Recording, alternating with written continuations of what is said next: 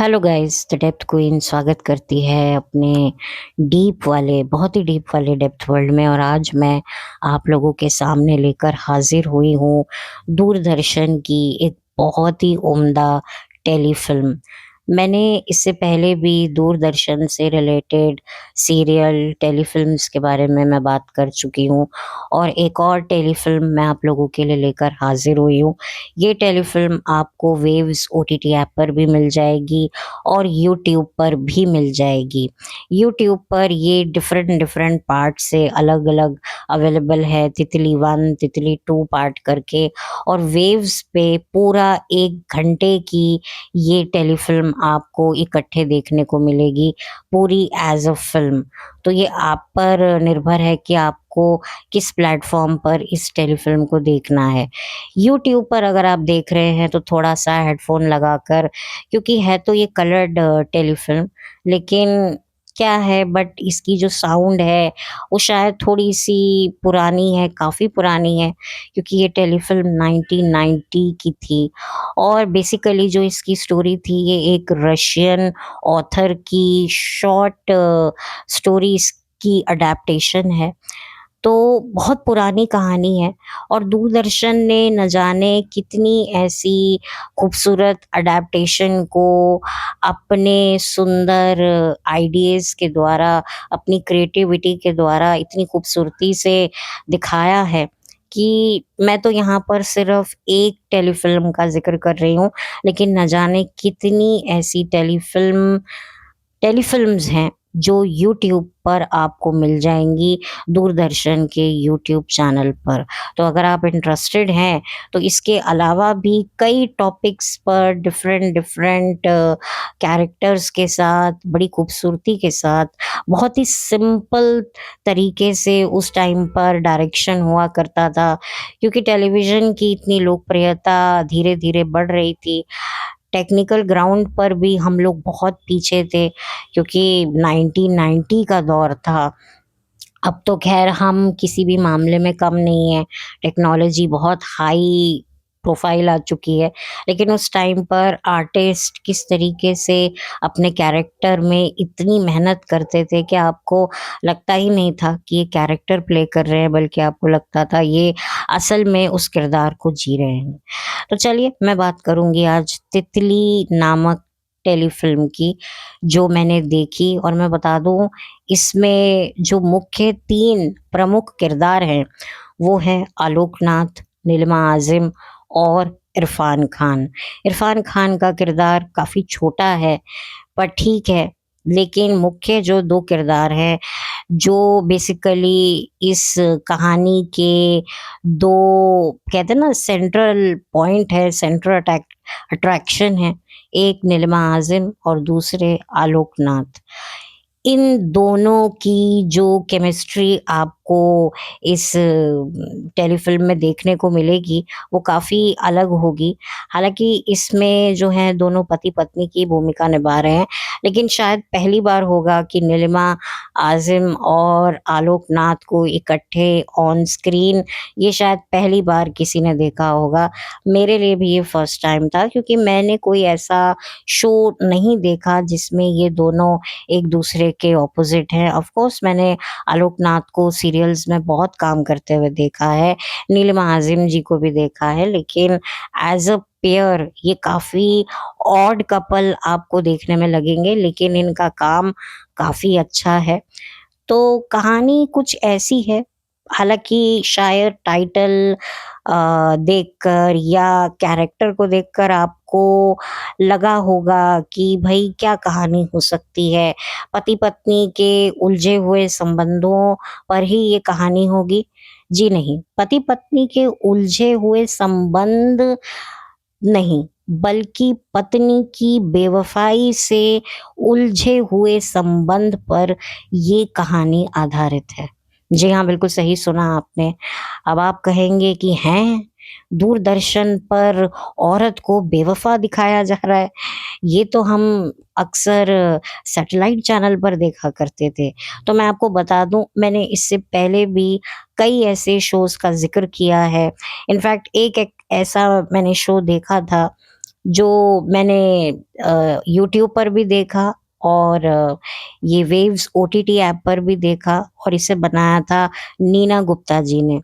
कहा जाता है कि ये पहला शो था नीना गुप्ता जी का जिनको उन्होंने प्रोड्यूस किया था, डायरेक्ट किया था और उसका नाम था दर्द, जिसका रिव्यू मैं अपने चैनल पर कर चुकी हूँ, जिसकी कहानी अगेन एक बेवफ़ा औरत की थी, एक बेवफ़ा पत्नी की थी।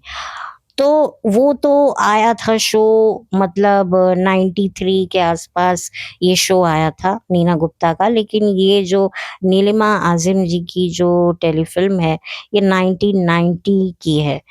तो सोचिए कि दूरदर्शन का जो विज़न है, वो वाक़ई कितना मतलब दूरदर्शी था कि 90s के एरा में होकर 2026 की गाथा को वो दिखा रहे थे। वो बात अलग है कि उस दौर में इस तरह की कहानियों को काफ़ी ज़्यादा मतलब एक अलग तरीके से देखा जाता था कि ऐसा कैसे हो सकता है।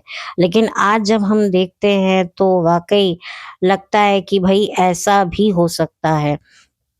तो अगेन मैं हमेशा कहती हूँ कि दूरदर्शन हमेशा से औरतों की मन की व्यथा को बहुत ही खूबसूरत, बहुत ही सटीक, बहुत ही सिंपल और बहुत ही करेजियस और बहुत ही टू द पॉइंट तरीके से हमेशा से दिखाता रहा है। और यहाँ पर भी उन्होंने यही दिखाने की कोशिश की गई है कि अगर एक शादीशुदा स्त्री का मन तितली जैसा है, तो ये उसके रिश्ते के लिए बहुत बड़ा एक तरीके से आप कह सकते हो, उसका मन ही रेड फ्लैग है। वही उसकी गृहस्थी को, उसकी हँसती-खेलती ज़िंदगी को उजाड़ देगा अगर उसने अपने तितली जैसे मन पर काबू नहीं पाया। अपने तितली जैसे मन को सँभाला नहीं, तो उसको जन्मजात के लिए एक आत्मग्लानि में जीना पड़ेगा अगर उसने वक़्त रहते अपने तितली जैसे मन को समझाया नहीं, पटाया नहीं, मनाया नहीं। जैसे हम किसी से रूठ जाते हैं, तो जिससे हम रूठते हैं वो शख़्स हमें मनाता है, समझाता है, कैसे-कैसे कर के वो फिर हमें कन्विंस करके जो है एक तरीके से हमें इस बात के लिए राज़ी कर लेता है कि हम जो हैं उसके अकॉर्डिंगली बिहेव करें। वैसा ही आपका मन होता है। मन इतना चंचल होता है, हर वक़्त उसे कभी ये चाहिए, कभी वो चाहिए, एक जगह वो टिकता नहीं है। जैसे तितली होती है ना, कभी किधर, कभी उधर। तो बहुत ही तरीके से, बहुत ही स्मार्टली और बहुत ही इंटेलिजेंटली जो राइटर्स थे, डायरेक्टर्स थे, टेक्नीशियंस थे, बहुत ही अच्छे तरीके से उन्होंने इस टेलीफ़िल्म के माध्यम से ये बताने की कोशिश की गई है। क्या हो अगर पत्नी एक अच्छे खासे सिंपल, सटल, जेंटल पति को इग्नोर करके किसी दूसरे आदमी के चक्कर में पड़ जाए और जिस आदमी के चक्कर में पड़ी है, वो उसे इस्तेमाल करके उसको धुतकारे, उसकी तरफ देखे ही नहीं और उसके बावजूद भी कुत्ते की तरह उसके पीछे-पीछे घूमे और पति को ये बात पता चल जाए और उसके बाद वो बड़ा मन दिखाकर पत्नी के पास आए और कहे कि मैं तुम्हें माफ़ कर दूँगा, बस इस बात का ज़िक्र तुम ज़माने से मत करना।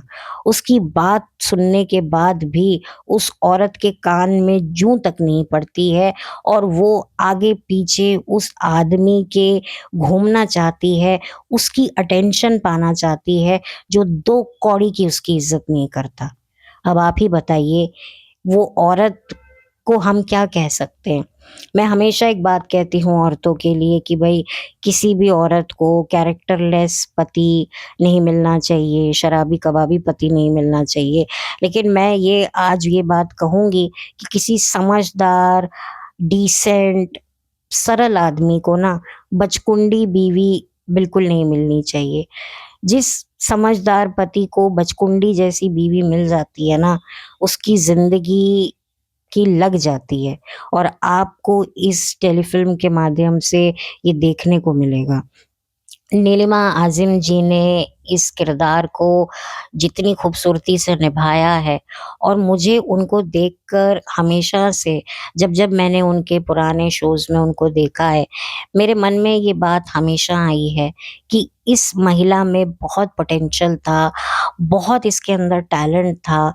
मतलब आप इस टेलीफ़िल्म में नीलिमा आज़िम जी को बहुत ही मतलब एक कहते हैं ना एक बहुत ही डिफरेंट कैरेक्टर में देखेंगे, जीन्स पैंट डालते हुए, स्मार्टली ड्रेसअप होते हुए, तो आपको कहीं न कहीं लगेगा कि इस महिला में वो सारी क्वालिटी थी, एक परफेक्ट हीरोइन बनने की। लेकिन अफ़सोस किस्मत ने उनका साथ नहीं दिया। लेकिन एक चीज़ अच्छी हुई कि उनके बेटे ने कहीं न कहीं इस इंडस्ट्री में एज़ अ हीरो अपनी एक पहचान बनाई और शायद लोग उनको ज़्यादातर पंकज कपूर के बेटे के तौर पर शाहिद को ज़्यादा जानते हैं। लेकिन मैं ये भी बता दूँ कि उनकी मदर भी कुछ कम नहीं थी। बहुत ही अच्छी एक्ट्रेस वो रही हैं, बहुत अच्छी डांसर भी वो रही हैं। लेकिन अनफॉर्च्यूनेटली उनके पास ऐसे रोल्स नहीं आए जिसकी वजह से लोग उनको ज़्यादा ध्यान में रखें, ख़ास तौर पे फ़िल्मों में। हालाँकि टेलीविज़न पर तो मतलब जो 90s 80s के दौर के जो लोग होंगे, वो ज़रूर नीलिमा आज़िम जी के काम से अच्छे तरीके से वाकिफ़ होंगे। तो नीलिमा आज़िम जी ने बड़ी ही बेहतरीन तरीके से इस चंचल मन वाली, तितली जैसे मन वाली शादीशुदा स्त्री का किरदार बड़े ही ज़बरदस्त तरीके से निभाया है। अब मैं बात करूँगी आलोक नाथ की जो बनते हैं नीलिमा आज़िम के शौहर, जो कि इसमें डॉक्टर दिखाया है बाय प्रोफ़ेशन, बहुत ही सीधे, सरल, मैच्योर जैसा कि आज की तारीख में हम जिसे ग्रीन फ्लैग कहते हैं, वो सारी क्वालिटी होने के बावजूद भी दुर्भाग्यवश उनकी पत्नी उनकी इस खूबियों की कदर नहीं करती। मैंने एक बात इस टेलीफ़िल्म से देखी, समझी और सीखी कि ज़रूरत से ज़्यादा कड़ी सख्ती करने वाला पति और ज़रूरत से ज़्यादा नरमी रखने वाले पति को भी एक औरत हैंडल नहीं कर सकती। अगर एक औरत को ज़रूरत से ज़्यादा सख्त पति मिल जाता है, तो वो अपनी शख्सियत खो देती है और ज़रूरत से ज़्यादा अच्छा, नेक, शरीफ, सरल पति भी मिल जाए, तो वो उसको टेकन फॉर ग्रांटेड समझने लगती है। जैसे कि कई पति बोलते हैं ना कि हाँ, ठीक है, हमने चीट कर दिया, मैं उसे एक्सप्लेन कर लूँगा, मैं उसको बताऊँगा, वो तो जानती है ना मैं उसको कितना प्यार करता हूँ। She knows how much I love हर। तो यहाँ पर भी एग्ज़ैक्टली एटीट्यूड नीलिमा आज़िम जी के कैरेक्टर का था। उन्होंने इतना बेड़ा गर्क करने के बावजूद भी उनकी थिंकिंग यही थी कि उनका पति उन्हें माफ़ कर देगा क्योंकि वो जानता है कि मैं उससे बहुत प्यार करती हूँ। तो ये कहानी आगे क्या मोड़ लेगी? क्या पति माफ़ करके भी माफ़ कर पाएगा या फिर नीलिमा आज़िम जी अपने सो कॉल्ड आशिक के पीछे ही दुम हिलाती हुई घूमती रहेंगी? दुम हिलाना यानी कि दुम बनने की जो चाह में एक तरफ एक पति है जो अपनी पत्नी को अपने दिल की रानी बनाना चाहता है, लेकिन उस पति की कदर ना करके उस मर्द के पीछे-पीछे वो घूमती हैं, जो शायद उसे अपनी दुम भी नहीं बनाना चाहता। उसके बावजूद भी उस औरत को जब तक समझ में आता है, तब क्या होता है और क्या नहीं होता है। ये सारी बातें अगर आपको जाननी है, तो आपको ये टेलीफ़िल्म देखनी पड़ेगी। और मैं बता दूँ, पता नहीं शायद मैंने बताया नहीं बताया है कि इस टेलीफ़िल्म में इरफ़ान खान भी हैं। इरफ़ान खान अनफ़ॉर्च्युनेटली उनका इस टेलीफ़िल्म में किरदार काफ़ी छोटा है, पर जो भी है वो ठीक है और मैं उनके किरदार को कोई जज नहीं करूँगी। ऑफ़ कोर्स आपको उनके किरदार को देखकर इनफ़ैक्ट उन्हीं को देखकर बहुत अच्छा लगेगा क्योंकि इरफ़ान खान के साथ हम सबका एक अलग ही कनेक्शन है। हमारी आँखों का उनके साथ एक अलग ही कनेक्शन है क्योंकि हमने इतने सालों से इरफ़ान खान जी को टेलीविज़न, फ़िल्मों में काम करते हुए देखा है, रंगमंच पे उनको देखा है, बड़े-छोटे कैसे भी उन्होंने किरदार किए हैं और दूरदर्शन के साथ तो वो बहुत लंबे समय तक जुड़े भी रहे।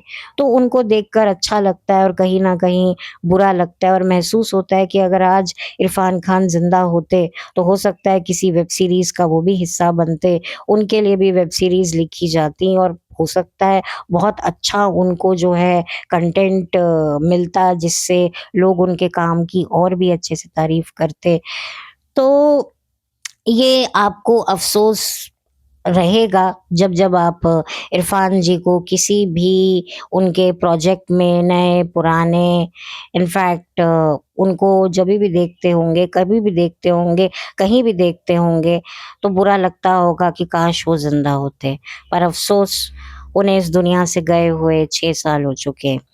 और बाकी इसमें डॉली आलूवालिया भी हैं। डॉली आलूवालिया वही हैं जिन्होंने विकी डोनर में आयुष्मान की मदर की भूमिका निभाई थी।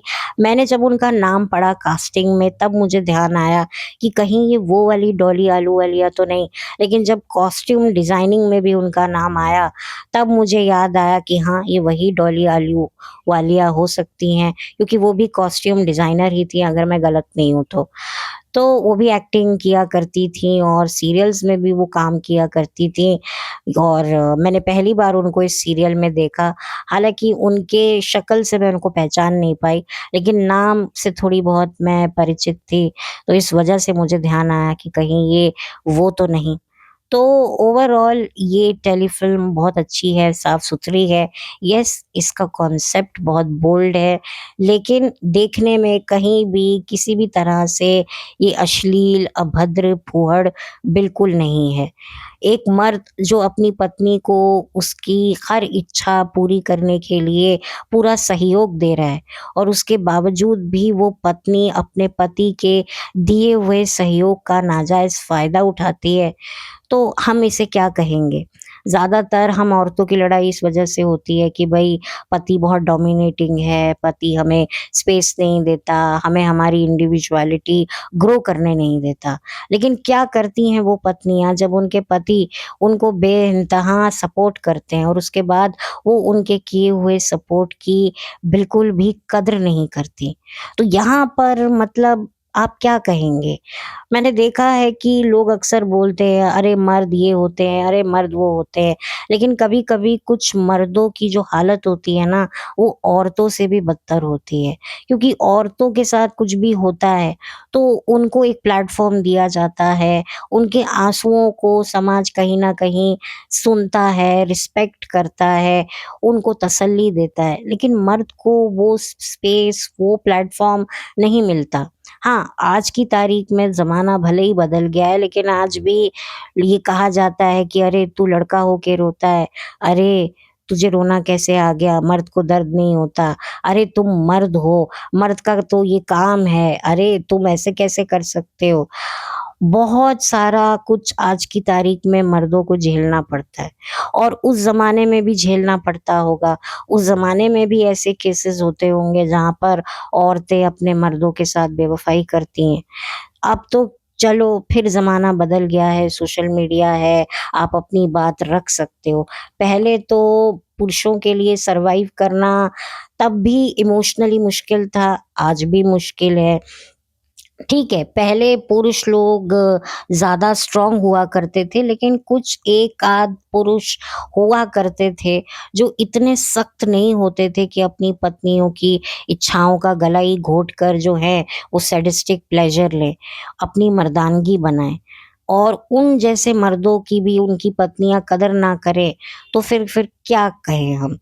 मतलब आप हम आज की तारीख में ग्रीन फ्लैग हस्बैंड्स करती हैं और जब ग्रीन फ्लैग हस्बैंड मिल जाता है, तब हम उनके क्या हाल करती हैं। तो इस पहलू के बारे में भी मुझे लगा कि मुझे अपने इस पॉडकास्ट के माध्यम से बात करनी चाहिए क्योंकि मैं कोई वन साइडेड नहीं हूँ कि भई मैं सिर्फ़ औरतों के पक्ष में ही बात करूँगी, वो कुछ गलत कहेंगी तो मैं उनको गलत नहीं कहूँगी। मैं मतलब एकदम से हार्डकोर फेमिनिस्ट बन के बैठी रहूँगी, सूडो फेमिनिस्ट बन के रहूँगी, तो नहीं, ये मेरे से नहीं होगा। जहाँ मैं 370 की बिरयानी के लिए बात कर सकती हूँ, तो वहाँ पर मैं ऐसे ग्रीन फ्लैग हस्बैंड के लिए भी बात कर सकती हूँ, जो अपनी पत्नी को खुश रखने के लिए अपनी जान तक दाँव पे लगा देते हैं और फिर उसके बाद मतलब उनकी पत्नियों को समझने में कभी-कभी बहुत देर लग जाती है और कभी-कभी इतनी देर हो जाती है और कभी-कभी तो वो समझना चाहती ही नहीं है। तब हम क्या करें? उस पहलू पर भी मुझे लगता था कि मैं बात करूँ, इसी वजह से मैंने इस टेलीफ़िल्म के बारे में बात किया, क्योंकि मैंने जब इस टेलीफ़िल्म को देखा तो मुझे यही महसूस हुआ कि भई उस ज़माने में भी एक ऐसे सेंसिटिव मुद्दे पर बात होती थी, लेकिन वही वाली बात है कि इतना सोशल मीडिया नहीं था और बहुत अलग तरीके का वो दौर था। लेकिन आज तो कुछ भी करना हो, करवाना हो, social media is best option, जहाँ पर आप पब्लिक को इमोशनली मतलब मैनिपुलेट करके उनको अपनी तरफ खींच सकते हो या किसी की तरफ भी आप जो है उनको अगेंस्ट कर सकते हो। बस आपको करवाना आना चाहिए। जैसे कि अभी मैंने एक वेब सीरीज़ के बारे में बात की थी, राख, जो सोशल मीडिया पर बहुत ज़्यादा उसकी क्लिपिंग्स वायरल हो रही थी, इमोशनल इमोशनल कोटेशंस के साथ, जिससे लोग देखें और इमोशनली उसमें इन्वॉल्व हो जाएँ और उनके मन में ये फीलिंग आए कि चलो यार ये वेब सीरीज़ देखते हैं। और कुछ भी ऐसा होता है, कुछ भी कोई गलत चीज़ होती है तो उसको भी इस तरीके से इतने नेगेटिव तरीके से दिखाया जाता है कि लोगों को लगता है यार इसको तो देखना ही नहीं है। तो हर तरीके से सोशल मीडिया के अगर कुछ बेनिफिट्स भी हैं तो नुकसान भी हैं। लेकिन उस टाइम पर ये सब कुछ होता नहीं था। पीआर वगैरह बहुत डिफरेंट तरीके से काम करता था और दूरदर्शन थोड़ा-सा मतलब उस टाइम पर तो दूरदर्शन पॉपुलर हुआ करता था और मुझे हैरानी है कि इतने बोल्ड-बोल्ड शोज़, बोल्ड कॉन्सेप्ट पर बनी हुई कहानियों को कितनी खूबसूरती से दूरदर्शन अपने कैमरे, अपने विज़न के ज़रिए तमाम लोगों तक पहुँचाता था और दूरदर्शन तो गाँव-गाँव में भी जाता था। अब जैसे गाँव-गाँव में सैटेलाइट टीवी हैं, केबल हैं, अब तो इंटरनेट भी पहुँच गया, टेलीफ़ोन तो पहुँच ही गए थे, मोबाइल फ़ोन भी पहुँच गए। लेकिन उस टाइम पर तो दूरदर्शन एकदम फ्री होता था। मतलब हम जैसे टीवी लेते थे, तो दूरदर्शन चैनल तो बड़े आराम से आ जाते थे। लेकिन हमें केबल टीवी लगवाना पड़ता था। मतलब जैसे हमने टीवी बदला है तो फिर वो केबल वाले भैया आते थे और फिर वो चैनल की तारें उस टीवी में लगाकर ऐसे करते थे। लेकिन दूरदर्शन तो मुफ़्त में आता था क्योंकि वो गाँव-गाँव जाता था और पहले मतलब गाँव में लाइटें भी नहीं होती थी और धीरे-धीरे लाइटों का प्रबंध होने लगा, टीवी आने लगा, दूरदर्शन आने लगा और कितने घरों में तो कई टाइम तक टीवी होता ही नहीं था, तो वो आस-पड़ोसी के यहाँ चले जाते थे क्योंकि पहले ज़माना बहुत अच्छा हुआ करता था। लोग एक-दूसरे की मदद करके खुश होते थे। अब क्या एक-दूसरे की मदद करके ये सोचते हैं यार इसको तो आदत ही पड़ गई है, मतलब बार-बार हम ही इसको क्या बुलाएँ, ये भी तो कभी हमें बुला सकता है। हम इसको बुलाते हैं, इसको चाय-पानी पिलाते हैं, इसकी बीवी जब फ़ोन करती है कभी एक्नॉलेज ही नहीं करती कि भई देखो ये मेरे हस्बैंड को हर बार आते हैं, चाय-पानी, नाश्ता करवाते हैं, तो मैं थैंक यू बोलूँ। इसको तो आदत पड़ गई है इसकी बीवी को कि अपने आदमी को यहीं सुट देती है रोज़ सुबह, हैं? मतलब कोई भी हो। तो ये मतलब अब लोग नहीं करना चाहते और देखा जाए तो मैं उनको गलत भी नहीं कहूँगी क्योंकि लोग वाक़ई अनड्यू एडवांटेज उठाने लगते हैं। हम लोग क्या है अच्छा बनने के चक्कर में अपना अच्छा दिखाने के लिए ज़रूरत से ज़्यादा टू गुडी गुडी नेचर करते हैं और अंदर से हम जलते-बलते रहते हैं। तो वो भी सही नहीं है। भई जितना कर सकते हो करो, जितना नहीं कर सकते सॉरी कह के आगे बढ़ो, कोई दिक्कत नहीं है। नो मीन्स नो जो है वो सिर्फ़ एक पर्टिकुलर सिचुएशन के लिए नहीं है, वो हर एक सिचुएशन के लिए है। बस वो सिचुएशन आपको समझनी है कि वो कितना आप उसे हैंडल कर सकते हो, कितना नहीं कर सकते हो। तो ये टेलीफ़िल्म आपको मिल जाएगी और मैं तो तहे दिल से चाहती हूँ कि आप ये टेलीफ़िल्म देखें और उस ज़माने को भी देखें, जिस ज़माने को हम काफ़ी काफ़ी सालों पहले छोड़ आए हैं। मैं हर बार बोलती हूँ, बार-बार क्या बोलूँ? मुझे पुराने शोज़ इसीलिए भी देखने होते हैं क्योंकि मुझे उस एरा में जाना होता है और मेरे लिए ये शोज़ टाइम ट्रैवल की तरह होते हैं, जिस पे मैं बैठ के उस दौर में जाती हूँ, उस दौर के आर्किटेक्चर, स्टाइलिंग को मैं देखती हूँ, कैसे घर हुआ करते थे, कैसे मतलब घरों में सोफ़े, तख्तपोश हुआ करता था, दीवान हुआ करता था, कैसे हम लोग अपने घर में सजावटों का जो सामान देखा करते थे, आज कितना अलग तरीके का हो गया है। तो वो सारी बातें ध्यान जानने को मिलती हैं कि अरे! हमारे घर में भी ऐसा ही शो पीस हुआ करता था, ऐसा ही सोफ़ा हुआ करता था। कभी-कभी नहीं भी दिखता, लेकिन आइडिया हो जाता था कि अच्छा इस तरह के सोफ़े, इस तरह की आर्किटेक्चर होता था घरों का, ये जालियों के दरवाज़े, ये सब ये देखने में मुझे बड़ा अच्छा लगता है। सच में मुझे बड़ा ही मन मेरा अच्छा रहता है इसको देखकर। तो इस वज़ह से भी मैं देखती हूँ और कैसे हीरोइन्स कपड़े पहनती थीं, कैसे हीरो एकदम सिंपल चेक शर्ट पहन के, कोई तामझाम नहीं, अपना बालों को साइड से चीर लगाया हुआ, मूंछें निकली हुई, गॉगल्स लगाए हुए, जैसे हमारे फादर लोग कैसे तैयार होते थे और हमारी मम्मी कैसे तैयार होती थी।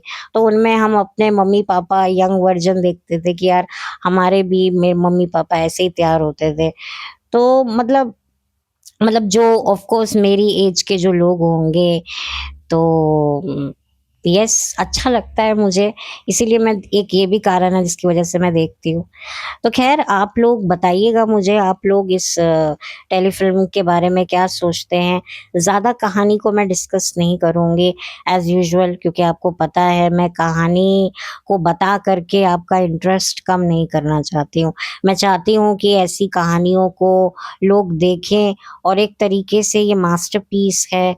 वाक़ई कई लोगों ने इस चीज़ को बहुत एप्रिशिएट किया जब दूरदर्शन वालों ने अपना यूट्यूब चैनल स्टार्ट किया और उसमें अपने पुराने भूले-बिसरे सीरियल्स को अपलोड किया। जो लोग नहीं भी देखा करते थे, जिनको नहीं भी पता था, वो भी लोग इस चैनल से जुड़े हैं और बहुत सारे लोग यूट्यूब चैनल को भी दूरदर्शन के और भी चैनल हैं, सीरियल्स, फ़िल्म्स जो भी है, वो सबको मतलब देखते हैं, तो मुझे बहुत अच्छा लगता है कि आज के ज़माने के जो लोग हैं, वो भी उस एरा को जानना चाहते हैं, समझना चाहते हैं और मुझे भी अच्छा लगता है जब आप लोग मेरी रिसर्च को एप्रिशिएट करते हो, मेरी रिकमेंडेशन को बहुत ज़्यादा एप्रिशिएट करते हो और ये लिखते हैं कि हम भी ये ज़रूर देखेंगे, तो मुझे बहुत खुशी होती है कि वाक़ई मैं जिस राह पर चल रही हूँ, वो राह सही है।